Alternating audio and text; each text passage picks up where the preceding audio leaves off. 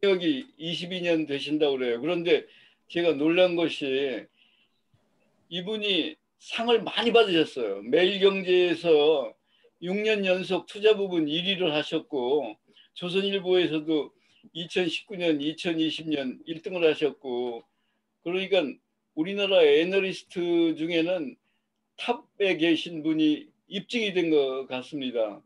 이번에 김세영 의원께서 그 오태정 상무님을 소개를 해서 오늘 모시게 됐는데 아주 굉장한 분을 모신 것 같아서 다행으로 생각합니다. 그리고 요즘 그 앞부분에서도 저 오 상무님하고 잠깐 말씀을 했는데 정보통신이 발달해가지고 국가 간 상호 의존성이 상당히 높아지고 글로벌화라는 것이 뭐 어제 오늘 들은 얘기도 아니고 벌써 수십 년이 됐습니다만 특히 금융 분야에서는 상호 의존성이 높아가지고 미국에서 금융위기가 생기면 막바로 세계 각국에서 위기를 경험하는 그런 상태가 됐는데 요즘 그 미국 경제에서 테퍼링이라고 합니까? 뭐 테이퍼링이라고 합니까? 그런 그 정책을 써왔는데 그것을 조정함으로 해가지고 앞으로 큰 변화가 있을 거라고 하는 얘기들을 많이 해서 그 글로벌 그 금융시장이 요동을 치고 있는데 그 원인은 무엇이고 전망은 무엇이냐 하는 거에 대해서 오늘 그 NH 투자증권의 리서치 센터장으로 계신 그 오태동 상무님으로부터 말씀을 드릴까 합니다. 여러분 박수로 환영해 주시죠. 네, 안녕하세요. 잘 들리십니까? 네. 네. 네. 사실은 되게 부담스러운 그 자리인 것 같습니다. 제가 애널리스트들은요, 뭐 깊게 알기보다는 얇게 그리고 넓게 시장에서 돌아다니는 정보들을 뭐 모아서 전달하는 역할들을 하기 때문에 사실은 교수님들 앞에서 뭔가 얘기를 하는 게 되게 조심스럽습니다. 그래서 오늘 제가 8가지 주제를 준비를 했는데요. 대략 시간 배분은 각 이슈마다 5분 정도 내가 될 것 같고요. 요즘 여의도에 있는 금융시장에서 어떤 부분을 주로 얘기를 하고 있는지 그 부분을 말씀을 좀 드리고자 합니다. 저는 투자 전략을 22년 동안 담당을 했고요. 투자 전략은 뭐 주식이나 채권이나 부동산이나 그리고 뭐 여러 가지 자산들을 어떻게 배분을 하고 어떤 국면에서 어떤 자산이 더 유망한지를 주로 고객분들하고 이제 말씀을 나누고 이제 컨설팅을 하는 게 주 업무입니다. 이슈를 보시면 상당히 뭐 좀 약간 그 무거운 주제들도 많습니다. 지금 뭐 전 세계 부동산이 다 급등하고 있죠. 주식시장도 상승하고 있고요. 실질 금리가 마이너스이기 때문에 나타나고 있는 현상들이고요. 또 지금 최근 3개월 동안에는 전 세계 경제 환경들을 스태그플레이션이라고 부르거든요. 그리고 지금 대한민국 정부에서 위드 코로나를 언급하기 시작을 했고요. 그리고 앞서 좌장님께서 말씀하셨듯이 테이퍼링에 대한 얘기가 나오고 있습니다. 그리고 우리나라 주식시장은 지금 부진하지 않습니까? 그렇지만 미국은 연일 신고가가 나오고 있는 상황들이고요. 한국 주식시장이 부진한 이유 중에 하나가 삼성전자가 옛날 같지 않다라는 거거든요. 또 한편에서는 ESG라고 해서 이제 ESG에 대한 얘기들이 언급이 되고 있고요. 마지막으로 저도 잘 모르는 메타버스 이런 것들이 요즘에 여의도에서 화두가 되고 있습니다. 그래서 이러한 8가지 항목 중에서 우리가 꼭 이런 것들은 체크해 볼 필요가 있는 것들을 제가 몇 장의 장표로 정리를 해드릴 거고요. 간단하게 주 항목마다 5분씩 대략 한 40분 정도 이제 말씀을 좀 드리고 그 다음에 논의를 하는 식으로 진행을 할까 합니다. 먼저 실질금리 의견들을 좀 드리겠는데요. 지금 미국이 10년물 국채 금리가 1.3%예요. 그런데 10년 장기적인 인플레이션율이 2.5%거든요. 그래서 우리가 이 명목금리인 1.3%에서 기대 인플레이션인 2.5%를 빼고 나면요. 실질 금리가 마이너스 1.2가 나와요. 그러니까 지금은 미국은 현금을 들고 있으면은 손해란 얘기거든요. 1.2%만큼 손해가 나온다라고 그냥 편하게 생각하시면 됩니다. 다시 말씀드려서 이 현금을 들고 있는 게 손해이기 때문에 이 돈이 어디론가 막 흘러가고 있는 거죠. 뭐 비트코인도 흘러가고 부동산으로도 흘러가고 애플 주식도 사고 이런 상황이 나왔던 겁니다. 이 정도가 어느 정도냐면요. 작년도 코로나19가 한창일 때보다 실질금리가 더 낮아졌어요. 그만큼 미국 정부 FRB가 돈을 풀었기 때문에 나오는 현상이다라는 점들 말씀을 드리겠고요. 중요한 점은요. 이 실질금리가 올해 지금이 바닥이란 점입니다. 아마 4, 4분기 그리고 내년까지 이어서 보면요. 실질금리가 지금 바닥으로 상승할 가능성이 높다라는 말이고요. 이거를 주식시장 측면에서 해석하게 되면은 실질금리가 지나치게 낮아져서 부동산이나 주식으로 갔던 돈들이 이제는 좀 줄어들 가능성이 높다라는 해석을 하게 됩니다. 그래서 저희는요, 사실은 9월 달이 매우 중요하다라고 보고 있는데요. 무슨 말씀인가 하면은 9월 달이 전 세계 주식시장에 단기 고점이 나오는 달이 될 수도 있다라고 해서 경고를 지금 드리고 있는 상황들입니다. 그래서 주식 비중을 조금 높게 갖고 가시는 고객분들께는요, 주식을 조금 팔게끔 유도를 하는 국면이다라고 말씀을 드리고 있어요. 왜 그런가 하면요, 여기 장표를 좀 보시면요, 저희 채권을 분석하는 애널리스트가 저희 내부적으로는 그분이 오셨다고 얘기하거든요. 이제 흔히 말하는 신기죠, 신기. 너무나 예측력이 뛰어나고 이거를 세세하게 잘 맞춰요. 보통은 애널리스트들이 그렇게 잘 맞히는 경우가 6개월을 안 넘어가거든요. 신기가 사라지는데 한 지금 1년째 잘 맞추는 것 같습니다. 이 애널리스트가 무서운 전망을 제시를 하고 있어요. 미국 10년물 국채 금리가 지금 1.3%인데요. 연말 정도에 전 고점, 올해 고점이 1.75%입니다. 전 고점을 넘어가고 내년도 1, 4분기 1월에서 2월, 3월 사이에 2%대까지 올라갈 거다라는 얘기를 합니다. 1.3%인 채권 금리가 2%까지 올라간다는 얘기는요. 채권 상품이 급락한다라는 얘기가 되겠고요. 실질 금리가 지금 마이너스 1.2%에서 대략 한 마이너스 0.5%까지 올라간다는 얘기거든요. 그동안 지나치게 실질 금리가 낮아져서 다른 자산으로 갔던 것들이 상당히 비싸 보일 수 있다라는 해석이 가능하다는 겁니다. 이게 왜 이런 현상이 나오냐면요. 지금 미국이 명목금리가 1.3% 그리고 인플레이션율은 한 2.5%대요. 근데 이렇게 벌어졌던 이유가 미국 FRB가 그동안에 계속적으로 이런 채권들을 사줬기 때문에 적정 수준보다 금리가 낮았거든요. 그런데 앞서 말씀을 하셨듯이 FRB가 앞으로 채권을 덜 살 거다라는 전망, 이게 바로 테이퍼링 아니겠습니까? 이런 전망들을 4, 4분기부터 채권 시장은 미리 반영할 거다라고 해서요. 아마 지금부터 해서 앞으로 6개월 동안은 미국 채권 금리가 상승하는 국면이다라고 보고 있고요. 주식시장에도 상당히 안 좋을 수 있다. 이렇게 말씀을 드리도록 하겠습니다. 그래서 첫 번째 이슈들 다시 한번 정리해 드리면요. 실질 금리는 지금이 가장 낮은 국면이다. 이렇게 첫 번째 정리를 해 드리겠고요. 두 번째로는요. 짧게 지난 3개월만 놓고 보면요. 스태그플레이션과 유사했다라고 볼 수 있겠습니다. 경기는 성장성이 떨어지는데 물가는 올라가고 있다라고 볼 수 있는데 그렇게 나왔던 이유가요. 여기 화면에서도 보시듯이 델타 변이 바이러스 때문에 미국 소비자들이 계속 밖을 돌아다니다가 조금 멈췄거든요. 그러다 보니까 야구장을 간다던가 농구장을 간다던가 뭐 이런 월마트를 간다던가 이런 서비스업 소비가 회복이 좀 지연되면서 성장률이 조금 낮아지고요. 반면에 물건도 공장이 제대로 안 돌아가는 거죠. 그러다 보니까 자동차용 반도체도 생산이 차질이 있고요. 혹시 골프 좋아하시는 분들 계신지 모르겠는데요. 부시넬 그 거리 측정기 요즘 얼마인지 아십니까? 부시넬 거리 측정기가 대략 한 50만 원 정도 하거든요. 요즘에서 쿠팡에서 사시려면요 80만 원이에요.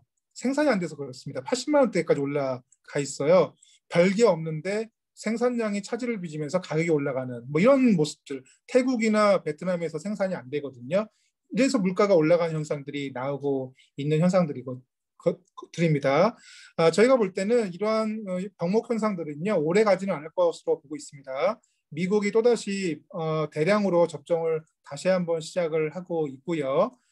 결국은 백신 접종을 맞으면서 서비스 활동이라든가 공장 생산량을 다시 늘릴 가능성이 높기 때문에 스태그플레이션과 같은 상황들은 오랫동안 지속될 만한 재료는 아니다.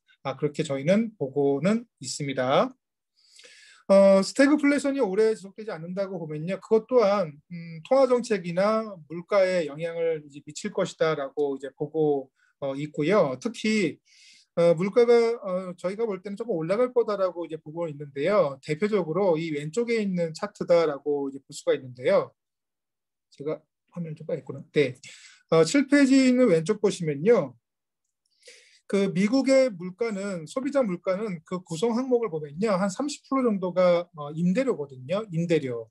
미국의 임대료가 살인적이지 않습니까? 근데 한 가지 임대료의 특징을 보면요 집값이 올라간 다음에 1년 반 정도의 시차를 두고 임대료가 올라가요. 그래서 여기 왼쪽에 있는 하늘색 라인 차트로 되어 있는 게 미국의 집값의 매매 가격이거든요. 급격히 지금 급등하고 있지 않습니까? 저희가 18개월의 시차를 두고 주택 임대료를 파란색으로 같이 붙여놨어요. 바닥을 찍고 이제 올라갈 준비를 하고 있다는 얘기죠. 무슨 말씀인가 하면요. 서비스업의 가장 비중이 큰 임대료가 올라가면서 물가 지표가 어느 정도 높은 수준들을 유지할 가능성이 높다라고 저희는 판단을 하고 있습니다. 결국은 미국 FRB 입장에서는요, 지금 뭐 코로나 때문에 테이퍼링이 늦춰진다라는 얘기도 있는데 늦춰질 이유가 별로 없다라고 보고 있고요. 아마 미국 FRB는 예정대로 테이퍼링을 할 거다라고 보고 있는 상황들입니다.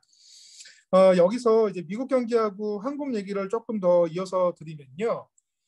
익히 아시겠지만 미국의 소비의 한 65%는 서비스업 소비고요. 나머지 35% 정도가 이제 상품 소비 정도가 아니겠습니까?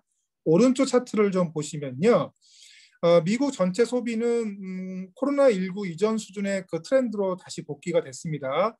빨간색 라인 차트 보시듯이요. 이렇게 과거 추세대로 지금 복귀가 됐는데 사실은 상품 소비가 지나치게 높았다라는 겁니다. 반면에 검은색 점선으로 되어 있는 서비스업 소비는 아직은 추세를 회복을 못했어요. 제 사례를 좀 예를 들면요. 저는 한 달에 50만 원씩 저축을 해서요. 1년에 600만 원을 모아서 여름 때 여행을 갔었거든요. 그런데 작년부터는 그 600만 원을 저축한 돈으로 여행을 못 갔습니다. 그래서 그 돈을 저희 집사람한테 줬더니 집사람이 작년도에는 그 600만 원 갖고 어떻게 소비를 하나 봤더니요. 그 280만 원짜리 삼성 QLED 텔레비전 75인치를 사요. 그런 다음에 딸아이한테는요. 하만 스피커를 사줍니다. 네, 그리고 이렇게 집안에 이제 뭐 집안에 계속 머무니까 인덕션, 뭐 가스레인지 안 쓰고 이제 인덕션을 180만 원을 주고 사더라고요. 그런 다음에 작년에 이제 하반기 때 넷플릭스 가입해서 주구장창 넷플릭스만 봤던 무슨 말씀인가 하면은 여름휴가 갈 돈으로 그렇게 내구재를 소비를 했다는 겁니다. 미국 사람들도 별 차이가 없어요. 집안에 갇혀 있으니까 그 돈으로 내구재들을 많이 샀다는 거죠. 근데 그거는 살 만큼 산 거죠. 그 미국 사람들이 소비했던 내구재가 어디서 왔겠습니까? 미국 내에서 생산이 안 되다 보니까 한국, 대만, 일본, 베트남 이런 데서 주로 수출이 되지 않았습니까? 그러다 보니까 우리나라라든가 신흥국의 이런 수출 국가들이 엄청나게 수출 서프라이즈가 나왔다는 거죠. 그런데 미국 사람들이 이제 살 만큼 샀기 때문에 이제는 그거를 소비하는 것이 아니라 야구장 가시고 농구장 가시고 아이스하키 보러 가시고 뭐 에버랜드 가시고 뭐 이런 식의 한 건데 그렇게 해서 소비가 늘어난다고 한들 그게 신흥국들의 수출과 무슨 연관성이 있겠느냐 이거죠. 그래서 일단 우리나라 수출 모멘텀들은요. 조금 고점을 통과했다라고 볼 수가 있겠고요. 실제로 경제에서 수출이 차지하는 비중이 매우 높은 그 베트남 같은 경우는요. 오른쪽에 파란색에서 보시듯이 수출에 대한 신규 주문 데이터들이 지금 급락하고 있어요. 흔히 말하는 미국 경기가 좋아지더라도 신흥국이 받는 낙수 효과는 좀 약해지는 국면으로 들어가고 있다라는 해석을 하고 있고요. 자연스럽게 똑똑한 외국인들이 이러한 신흥국의 주식들을 살 이유가 없지 않습니까? 그래서 팔고 있다라고 볼 수가 있겠습니다. 한국 수출 증가율도 고점을 좀 통과한 신호가 좀 나오고 있지 않습니까? 물론 이 플러스 영역에 있기 때문에 전년 같은 기간 대비 수출 금액은 계속 늘어나고는 있는데요. 주식시장은 이런 모멘텀에도 민감하게 반응하거든요. 그래서 이 모멘텀이 조금 둔화되는 국면들을 저희는 지금부터 해서 내년도 3월까지 조금 부정적으로 주식시장에 작용할 거다라고 보고는 있습니다. 그래서 지금 미국 경기가 회복이 돼도 신흥국이 그 혜택을 같이 누리지 못하는 국면들로 지금 좀 가고 있다. 그게 한 대략 내년도 3월까지다라는 게 드리고 싶은 내용입니다. 그래서 스태그플레이션은요 좀 벗어날 건 같은데요. 문제는 그게 미국만 좀 좋아지는 국면이다라는 게 아쉬운 말씀이다라고 말씀드리겠고요. 위드 코로나 얘기를 드리겠는데요. 조금 관점이 다를 수도 있을 것 같습니다. 한번 제 생각을 좀 말씀을 좀 드리도록 하겠습니다. 여기 12페이지에 있는 사슴 사진이 올해 2월 달에 해외 토픽에 나왔던 사진이에요. 일본 나라공원 사슴공원의 그 상황을 묘사했던 거거든요. 일본 사슴공원 가보신 적 있으실 것 같은데요. 여기는 입구에 들어가시면은 매점에서 과자를 사갖고 사슴한테 먹이를 주면서 사진도 찍고 놀지 않습니까? 관광객들이. 이 사슴들이 관광객들이 준 과자에 익숙해지다 보니까 이제는 울타리 밖으로 나와서 이 길거리 왼쪽에서 보시듯이 이 길거리에서 계속 생활을 해요. 관광객이 준 과자를 먹고 생활을 하거든요. 그런데 코로나19 때문에 관광객이 안 와버린 거죠. 이러다 보니까 기존의 관광객들을 하염없이 기다리는 사슴들은 왼쪽에서 보시듯이 영양실조에 걸려서 죽어나가요. 근데 상황이 바뀌었구나라고 해서 다시 울타리 안으로 들어가서 원래 주식인 뭐 풀을 뜯어먹었던 사슴들은 오른쪽에 보시듯이 건강 상태 양호하고요. 새끼도 낳습니다. 결국 이런 헤이 토픽의 사례가 코로나19 이후에 우리가 어떤 선택을 할 거냐에 따라서 삶의 질이 달라진다는 것을 사슴을 통해서 이제 풍자했던 내용들인데 여러 가지 뭐 시사점이 있는 것 같습니다. 이번에는요. 코로나19 바이러스 입장에서 한번 세상을 보자라는 얘기죠. 바이러스도 자기 생명체들을 계속적으로 확산을 시키고 자기 종족을 번식시키기 위해서 진화를 해야 되는데 이 진화의 과정에서 결국은 인간을 계속 공격하게 되면요. 인간은 코로나19 바이러스를 죽이기 위한 계속적으로 백신을 만들지 않습니까? 뭐 치료제를 백신을 만들지 않겠습니까? 결국 코로나19 바이러스도 진화의 패턴이 인간에 대한 치명률은 낮추고 대신 종족은 계속 잘 번식시키는 쪽으로 진화가 되고 있다는 거예요. 그래서 알파 변이, 뭐 델타 변이 이런 식으로 변이 바이러스가 나올수록 인간에 대한 치명률은 떨어지는 쪽으로 진화가 된다는 쪽으로 논문들이 나오고 있거든요. 그게 우세종이 되고 있다. 결국은 이렇게 보면요. 결국은 우리가 독감처럼 공생하는 쪽으로 코로나19 바이러스도 가고 있고 그래서 위드 코로나 얘기가 나오는 이유도 이런 연유에 있다라고 저희는 판단을 하고 있습니다. 위드 코로나를 가장 먼저 이제 시작했던 영국의 사례를 보시면요. 이 왼쪽에서 영국도 마찬가지죠. 파란색인데요. 코로나 확진자 수는 늘어날 수밖에 없어요. 늘어날 수는 있는데 뭐 중요한 거는 그런데 이제 사망률은 계속 떨어지고요.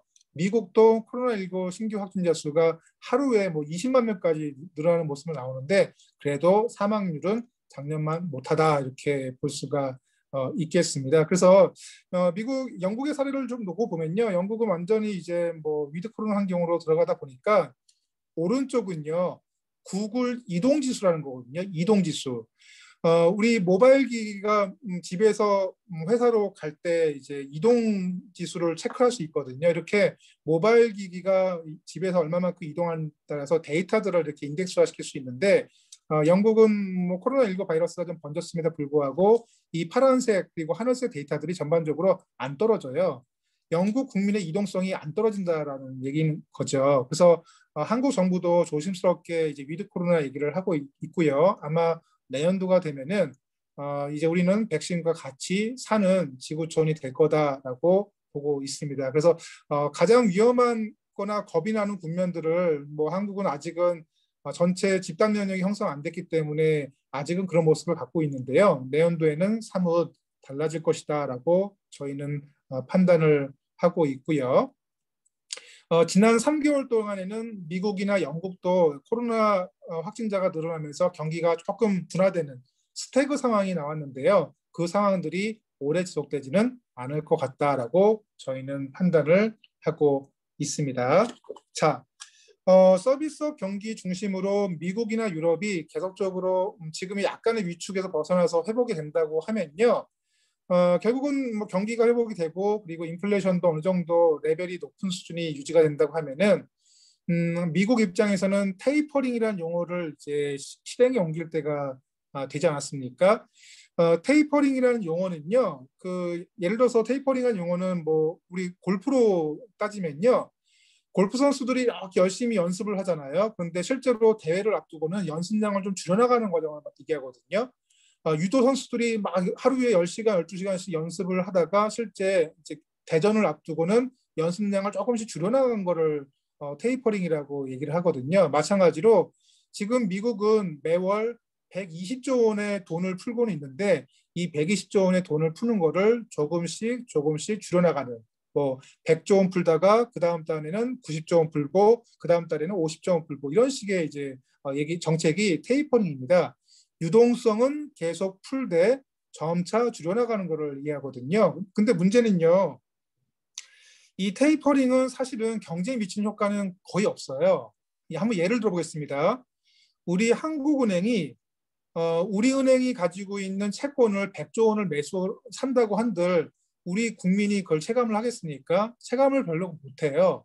우리은행이 한국은행에 채권을 100조 원을 팔아서 100조 원의 현금을 들고 그걸 가지고 뭔가 투자를 하면서 승수효과가 나오는데 사실은 잘 못 느끼거든요. 다분히 심리적인 측면이 강하다는 거죠.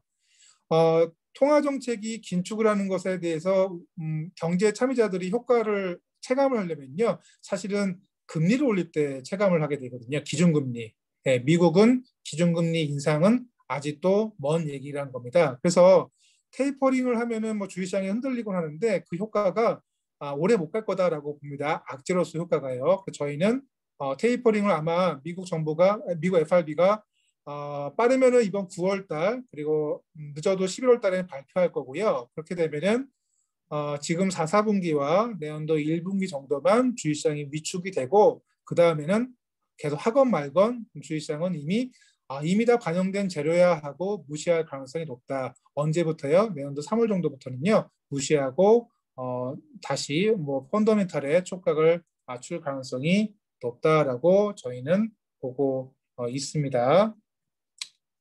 네, 20페이지 왼쪽을 한번 보실게요. 과거에 역사적으로 그래서 자산시장의 폭락이나 그리고 경기 침체가 나왔을 때는요. 테이퍼링을 할 때가 아니라 미국 FRB가 금리를 상당 기간 인상한 이유거든요. 그래서 여기 음영을 칠한 국면이 미국 경제가 경기 침체에 빠졌던 국면인데요. 보시면은 파란색 기준금리가 이렇게 크게 올라간 다음에 한 1, 2년 후에 이렇게 경기 침체가 나왔거든요. 이번에는 조금 더 빨리 기준금리를 올림과 거의 동시에 미국 경기가 좀 침체에 빠질 수도 있다. 혹은 한 6개월 정도 후에 침체에 빠질 수도 있다라는 생각을 하게 되는데요. 미국 FRB는 내년도가 아닌 2023년도부터 아마 기준금리를 인상할 것 같고요. 주식시장은 그러한 부분들을 내년도 이맘때 내년도 10월 정도부터 그 부분들을 반영해서 장기 약세장에 진입할 가능성이 있다라는 생각들을 하게 됩니다. 자, 그러면요. 지금까지 말씀들을 좀 종합을 해서 시장에 대한 내용들을 드리면요. 다분히 저희가 예상을 하는 겁니다. 그냥 제가 예상으로 찍어보겠습니다. 저는 고객분들께 주식을 지금 팔고요. 9월 달에 좀 줄여서 내년 3월 달에 사시자라는 말씀을 좀 드려요. 그러니까 지금부터 해서 내년 3월 달까지 큰 이벤트가 없거든요. 긍정적인 이벤트가 없고 내년 3월 달 정도까지 해서 이제 조정기를 걷고 난 다음에 내년 3월부터 내년 한 9월, 10월까지 전 세계 주식시장이 마지막 상승을 한번 할 것으로 봅니다. 한국 코스피는 대략 한 3,000포인트가 좀 깨지는 흐름들까지 밀린 다음에 내년도 한 9월 정도까지 해서 지수상으로는 한 3,600포인트 정도까지 상승하고요. 그런 다음에 내년도 말부터 미국 FRB의 기준금리 인상 우려를 선반영하면서 주가가 하락을 해서요. 한 1년짜리 정도 이상의 조정이 나올 거다라고 생각이 들어요. 그래서 뭐 참을 수 있다고 보면은 그냥 무시하시고 가셔도 되는데 내년도 이맘때는 위험 자산은 크게 비중을 줄여서 긴 겨울이 올 수도 있기 때문에 줄여서 대응할 필요가 있다 이렇게 말씀을 드리고 있는 상황들이고 그럼 내년도 3월달 이후에 주식시장이 왜 상승하느냐라고 여쭤보시는 분들도 있는데요. 사실 지금 우리나라 같은 경우에 수출 증가율이 5월 달에 45%까지 증가했다가 좀 떨어지고 있는데 증가율이 플러스라는 얘기는 여전히 실적의 레벨은 올라가고 있다는 얘기거든요. 근데 주식시장이 참 그 핑계가 되기 나름이라는 게요. 어떨 때는 증가율에 민감하고 어떨 때는 레벨에 민감합니다. 근데 지금은 증가율에 민감한 국면이거든요. 증가율이 둔화되는 부분들을 반영하고 있고요. 주식시장이 어느 정도 하락을 한 다음엔요. 너무 많이 하락한 거 아니냐? 실적의 레벨이 이 정도가 나오는데 이렇게 보는 국면이 내년도 3월부터다라고 저희는 판단을 하고 있습니다. 그래서 만약에 제 예상보다 주식시장이 좀 더 빠진다. 뭐 3,000포인트가 연말에 빠진다 그러면요. 그때부터 주식 비중을 늘려도 괜찮지 않겠냐라는 생각들을 하고 있습니다. 자, 근데 문제는요. 삼성전자거든요. 반도체 얘기를 좀 드릴게요. 반도체 업계에서 올해 화두가 있는데요. 화두이면서도 지금 말을 좀 아끼는 항목이 메모리 반도체 업계에서 생산량 시장 점유율 1위가 삼성전자고요. 2위가 SK 하이닉스, 그리고 3위가 미국에 있는 마이크론 테크놀로지입니다. 근데 이 마이크론 테크놀로지가 기술 측면에서 삼성전자를 올해 처음으로 추월했어요. 1 알파 나노미터라는 뭐 이제 더 미세공정 양산에 성공을 했거든요. 그러면서 이게 양산에 성공하게 되면은 효율성이 40%가 늘어나요. 지난 30년 동안 한 번도 그래 본 적이 없는데 삼성전자가 마이크론 테크놀로지한테 양산에서 이제 기술에서 이제 뒤지기 시작했다는 겁니다. 이게 일시적인지 추세적인지 고민이 이제 필요한 국면인 거죠. 마치 1990년대 우리나라 삼성전자가 일본 회사를 앞지르기 시작하면서 반도체 패권이 한국으로 왔던 것처럼 혹시 이게 미국으로 가는 게 아닐까라는 의심을 하게 되는데요.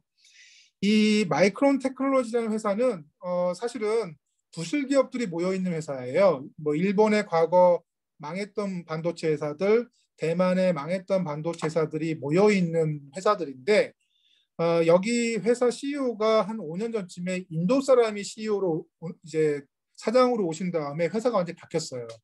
그러니까 인도 사람이 되게 창의적인 아이디어로 일본에 있는 공장, 대만에 있는 공장, 미국에 있는 공장을 각각의 특성에 맞게 되게 효율성 높게 비즈니스를 하면서 급기야 이제 삼성전자의 경쟁력을 추월하는 단계까지 왔다라는 겁니다. 그래서 장기적으로 보면은 이게 일시적인지 이례적인 뭐 지속적인지가 판가름 나는 때가 내년도하고 내후년도를 거치면 판가름 날 건데요. 아직까지 저희 회사 반도체 담당 애널리스트는 그래도 이러한 현상이 일시적이야라고 보고는 있습니다. 네, 근데 좀 지켜볼 만한 거고요. 짧게 좀 말씀을 드리면요. 올해 이런 반도체 회사들이 대규모 설비 투자를 예고를 했습니다. 증설을 예고했어요. 그래서 내년도부터는 올해보다 반도체 생산량이 크게 증가합니다. 증가하면 어떻겠습니까?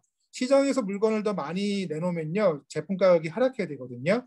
그런 부분들을 언제 반영하겠습니까? 지금 미리 주가가 반영을 하고 있어요. 예, 그런 다음에 내년도 3월 정도가 되면은 어느 정도 주가가 이제 충분히 반영됐다고 보면요. 그때는 반도체 가격들이 회사 주가들도 저점이 나올 거거든요. 그래서 저희 삼성전자 담당하는 애널리스트 의견을 종합하면은 9월 달에 팔아서 이게 공식적으로는 말씀을 안 드리는데요. 지금 한 7만 6천 원 정도 합니다. 6만 원대 중반까지 빠질 거다라고 보고 있어요. 삼성전자가요. 6만 원대 중반까지 빠지면은 그때 사셔도 되고 사신 다음에 내년도 9월 이맘때쯤에는 팔자. 왜냐하면은 아무리 삼성전자가 좋은 회사라고 하더라도 주식시장이 하락하게 되면은 방법이 없거든요. 네, 그렇기 때문에 그런 전략을 갖고 가자. 그래서 삼성전자에 대한 매수 시점은 빠르면 올해 말 그리고 내년도 1, 2월 달에 될 거다라는 게 저희 애널리스트 의견입니다. 자, 그리고 이제 ESG 얘기를 좀 드릴게요. ESG와 관련해서 주식시장은 뭐 수소와 관련된 것들, 태양광, 풍력 엄청나게 주가가 뭐 10배, 20배씩 올랐어요. 자, 그래서 이거를 거품이다. 1999년도에 뭐 밀레니엄 버그 나왔을 때, 그 다음에 2000년도에 IT 버그 붕괴됐듯이 거품이다라는 얘기를 하시는데요. 똑같습니다. 이제 BBC가 발표한 자료인데요. 일본 사람들 대단한 것 같습니다. 일본 교토시에서 매해 벚꽃이 처음 핀 날짜를 누군가가 그걸 기록을 했어요. 800년도부터 이 X축에 있는 게 800년도 연도입니다. 그래서 1300년 동안 그 일본 교토에서 맨 처음 벚꽃이 핀 날짜를 기록을 했는데 여기 Y축이 날짜예요. 올해 일본에서 이제 교토시에서 벚꽃이 3월 26일 날 폈거든요. 1300년 만에 가장 먼저 벚꽃이 핀 한 해입니다. 네, 그리고 이 벚꽃이 핀 날짜들을 이렇게 중위값을 구해서 라인 차트를 구해보면요. 점점 벚꽃이 피는 시기가 빨라져요. 언제부터요? 200년 전부터. 네. 산업화 시기와 맞물려서 확실히 지구가 따뜻해지고 있다는 것들을 보여주는 차트이거든요. 그렇게 이 온난화가 우리 뭐 누구나 다 인식하시지 않습니까? 온난화가 우리 생활에 이렇게 다가오고 있는데 이것이 산업적으로 어떤 생태계를 만들 거냐라고 우리를 볼 때 우리는 정책을 고민할 수밖에 없거든요. 지금으로부터 120년 전에 나왔던 비슷한 사례를 한번 보겠습니다. 26페이지입니다. 자, 1900년도부터 1920년도, 지금부터 100여 년 전 얘기인데요. 그 당시 때 미국은 지금 중국과 유사했죠. 신흥국에서 선진국으로 이렇게 발돋움한 때가 그때 아니었겠습니까? 영국에서 미국으로 이제 패권이 넘어온 때였는데 그 당시 때 미국으로 엄청나게 인구가 들어오고 매년도 막 10%, 20%씩 성장을 하고 그 과정에서 물동량도 늘어나고 엄청나게 경제가 활발해요. 그 당시 때 미국의 교통수단이 뭐였습니까? 말이었거든요. 말. 이 왼쪽에 있는 파란색 라인 차트가 말 두수예요. 1880년도에 말 두수가 500만 마리였는데 미국에서요. 이게 1920년도에 3,500만 마리까지 말이 늘어나요. 말이 이렇게 늘어나면은 뭐가 늘어나겠습니까? 하늘색 라인 차트 보시면요. 흔히 말하는 말똥이 많아져서 이게 환경오염이 문제가 됩니다. 뉴욕 같은 데서요. 그래서 미국에서 말이 워낙 많이 다니다 보니까 환경오염이 문제가 되다 보니까 이 내연기관 자동차 보급을 빨리 앞당겼던 거죠. 그래서 헨리 포드가 이제 그 분께서 미국 내에서 재계 서열 이제 부자 순위 3위까지 올라오는 그런 환경이 나오거든요. 무슨 말씀인가 하면은 환경이라는 것을 정책에 넣게 되면요. 적어도 30년에서 50년까지는 그 정책을 유지하게 되고 주식시장은 30년짜리, 50년짜리 장기 사이클들을 가지고 와서 주가에 반영하기 때문에 주가가 터무니없이 올라가요. 터무니없이. 미리 반영하니까 이제. 30년 뒤, 50년 뒤의 기업 가치를 미리 반영하니까 터무니없이 올라간다는 겁니다. 그래서 지금 수소 에너지 관련된 종목군들 이런 것들이 말도 못하게 비싸지만 이게 30년, 50년짜리 그림을 미리 가지고 오는 거기 때문에 어찌 보면은 또 당연하다라는 해석도 가능합니다. 그래서 이 ESG 항목과 관련된 주식들은요, 상당히 비싸게 장기적으로 거래가 되지 않겠냐라고 저희는 생각을 하고 있다라고 말씀드리겠고요. 마지막으로 메타버스 얘기를 좀 드리겠습니다. 좀 어렵기도 하고 이것도 역시 거품이 아닌가라고 많이 말씀하시거든요. 한번 보겠습니다. 일반적으로 아바타라고 하면요. 맨 왼쪽에 있는 포스터. 1990년도에 제임스 카메론이 이제 만든 영화 아바타를 뭐 많은 사람들은 떠오르시지 않습니까? 근데 10대 아이들한테 아바타면요, 두 번째 사진, 네이버 제트가 만든 그 이제 제페토에서 나오는 아바타를 떠올려요. 그 메타버스를 구현하고 있는 이 제페토가 지금 아시아권에서 회원 수가 2억 명입니다. 2억 명. 예, 엄청나게 많은 회원 수를 거느리고 있는데요. 자, 오른쪽에 있는 이 파란색 막대 그래프가 이 그냥 다른 걸 다 떠나서 메타버스 관련해서 우리가 한번 고민을 해볼 만한 차트인 것 같습니다. 미국 10대들이 하루에 뭘 하면서 보내는지를 한번 조사했는데요. 유튜브에서 보내는 시간이 평균적으로 54분이에요. 인스타그램에서 보내는 시간이 평균적으로 35분입니다. 그리고 틱톡에서 보내는 시간이 평균적으로 58분이에요. 그런데 노블록스라는 이 뭐 플랫폼에서 보내는 시간이 하루 평균 2시간 36분이라는 거죠. 저희는 메타버스가 매우 생소하지만 벌써 10대 아이들은요, 그 안에서 놀고 있다는 겁니다. 예. 이 비즈니스가 생각보다 너무 빠르게 커지고 있다는 거죠. 그래서 벌써 시장에서는 10배짜리 종목들이 나오고 있고, 여기 28페이지에 제가 지금 마킹을 못해서 그러는데요. 증강현실, 가상현실 뭐 이런 것들을 아우르는 XR이라는 시장 규모가 올해 같은 경우에 전 세계적으로 30조 원 정도 되는데요. 불과 3년 뒤 2024년도에는요. 이 시장이 300조 원까지 커져요. 300조 원까지. 네, 증가한 속도 자체가 뭐 말할 수가 없다는 겁니다. 이 안에서 성공하는 기업들이 나오고 앞서 말씀드렸듯이 시장은 30년짜리, 50년짜리 미래 그림들을 미리 지금 주가에 반영을 하고 있다는 겁니다. 그리고 메타버스라는 환경들은 제 생각에는요. 뭐 어쩔 수 없는 필연이라고 보는데요. 예를 들어서요. 이제 우리가 지금 카카오뱅크가 지금 시가총액이 한때 40조 원까지 가지 않았습니까? 29페이지 왼쪽에 있는 그림 보시면요. KB금융지주 시가총액이 20조 원인데 어떻게 카카오뱅크가 40조 원을 가지? 저희 내부적으로 분석해 보면은 카카오뱅크의 은행업으로서의 가치는 9조 원밖에 안 돼요. 나머지 30조 원 정도를 시장에서는 그 뭐 이제 플랫폼 비즈니스라고 봤던 거죠. 지금은 그 부분이 과도하다고 해서 조정을 받고는 있지만 그만큼 뭐 플랫폼 비즈니스 그리고 특히 메타버스 환경 이런 것에 대해서 시장은 상당히 많은 가치를 부여하고 있고요. 저희 NH투자증권 시가총액이 3조 7천억 원입니다. 근데 미래에셋이 5조 7천억 원이고 그런데 토스, 예, 뭐 송금기능이 주인 토스가 장외에서 8조에 거래가 돼요. 이게 말이가 되냐 이거죠. 근데 문제는 이런 기업들이 플랫폼 비즈니스라든가 메타버스 환경이 더 가깝다라는 거죠. 30년짜리, 50년짜리 그림들을 상황에 따라서는 시장에서 미리 반영을 하고 있다라는 겁니다. 자, 그러면요. 31페이지를 한번 보시겠습니다. 저는 특히 뭐 가상 세계도 있고 거울 여러 가지 메타버스 환경이 있는데 거울 세계라는 거에 좀 흥미를 갖고 있어요. 거울 세계는 현실과 똑같이 실사를 만들어서 그 안에서 또 생활하는 거거든요.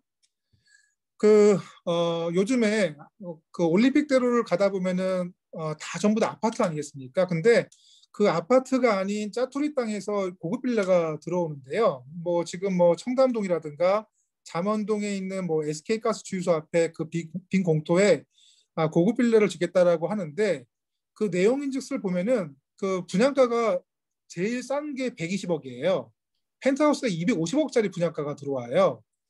무슨 말씀인가 하면은 현실은 양극화가 계속적으로 벌어지고 있고 이거를 억제할 수 있는 수단이 없다라는 겁니다. 근데 그러다 보니까 인간이 국민들이 그리고 사람들이 행복을 느끼기 위해서 어디선가 행복을 자기 효용을 높이는 행동을 해야 되는데 그런 것들이 가상세계, 거울세계로 지금 가고 있다는 겁니다.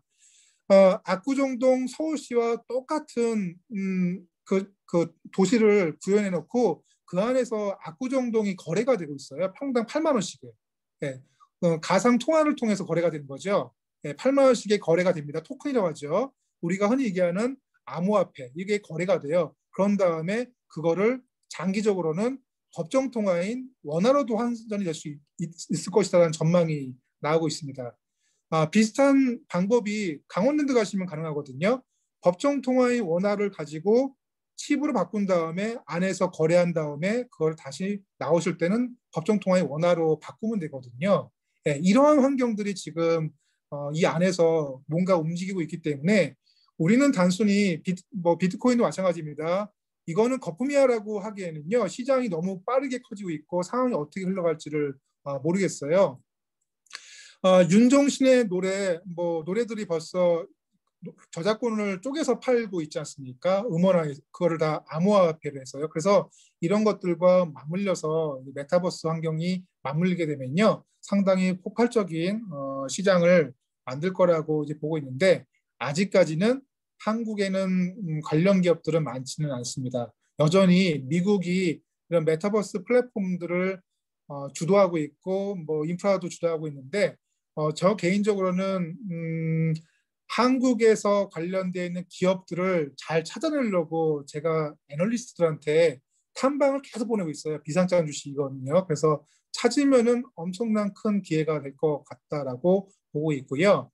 지금 그런 플랫폼을 구현하고 있는 가장 대표적인 기업은 네이버죠. 네이버. 앞서 말씀드렸듯이 제페토.